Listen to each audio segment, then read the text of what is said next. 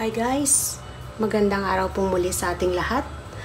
Magluluto po tayo ngayon ng pochero. Ito po ang ating mga ingredients.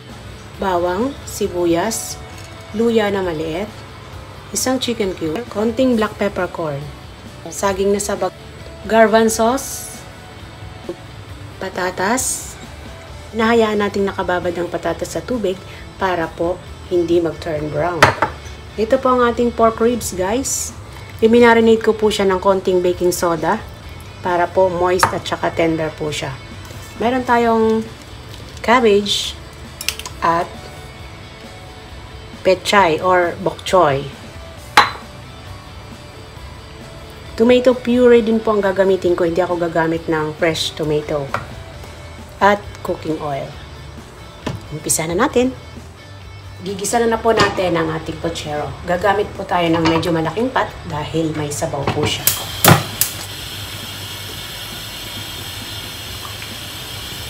Hintayin po natin mainit ng ating pot. Uunahin po natin ang sibuyas.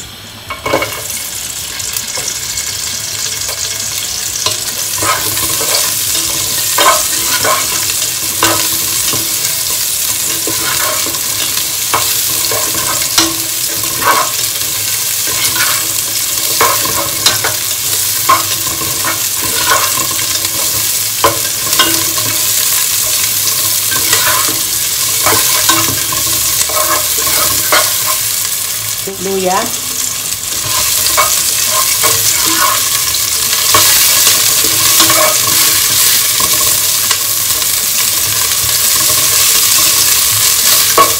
bawang,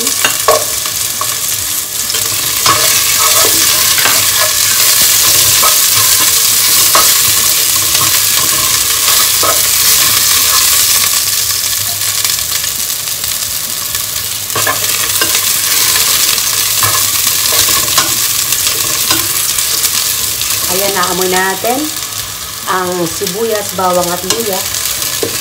Ilalagay na po natin ngayon ang ating pork.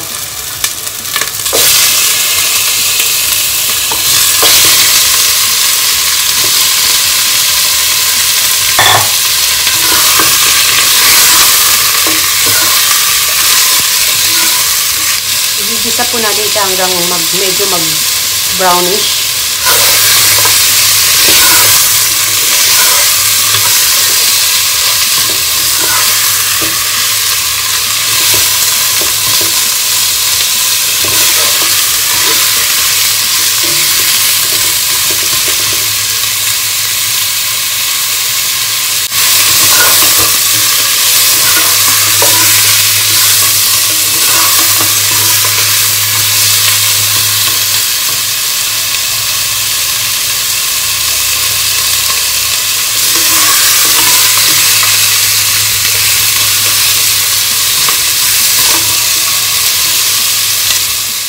Ayan, brownish na ng konti ang ating pork.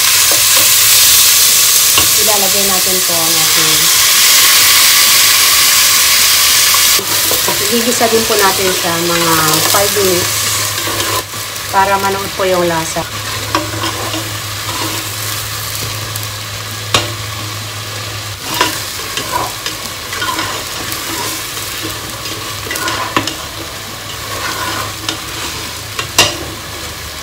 Ilalagay na po natin ang ating paminta.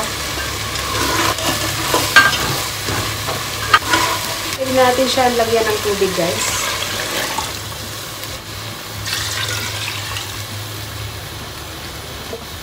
Ayan, ganyan po karami ang ating tubig. Tansyahin lang po natin guys na kayang i-dilute ang ating gulay. Ilalagay na rin po natin guys ang ating chicken cube. Tatakpan po natin siya guys at pakukulaan. Once na kumulo na siya guys, hihinaan natin ang apoy at isi-simmer natin po siya hanggang lumambot po ang ating karne. Kasi hindi pare-parehong karne, minsan mas madaling lumambot. So, i-check po natin siya after 30 minutes.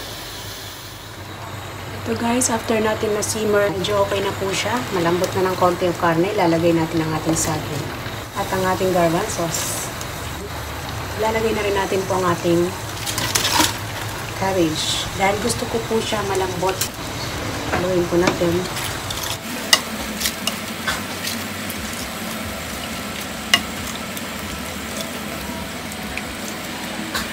Taasan po natin ang apoy. At pag kumulo ulit, hinaan ulit natin ng 15 minutes. Ilalagay ko na rin guys ang ating patatas.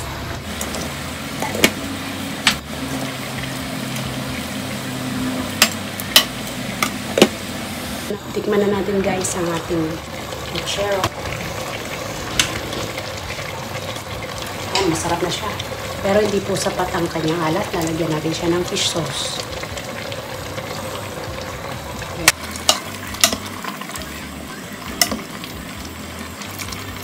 At ilalagay natin guys ang ating bok choy.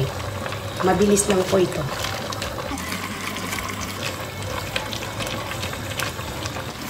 Takpan po natin sandali. Tignan natin guys ang ating bok choy dahil ayaw natin ma-overcook ito.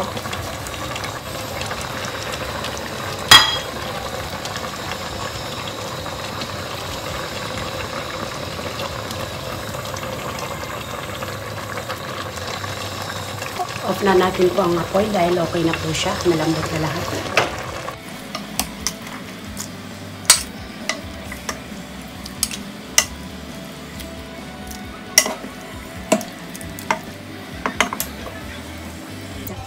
Ito na guys ang ating puchero. Tara, let's eat na tayo po. Salamat po sa inyong panonood sa aking video. Kita-kita po ulit tayo sa aking mga susunod pang gagawin. Maraming salamat. Thank you. At kung di pa kayo nakasubscribe sa aking channel, please click the notification button. Like and share na rin po. Maraming salamat.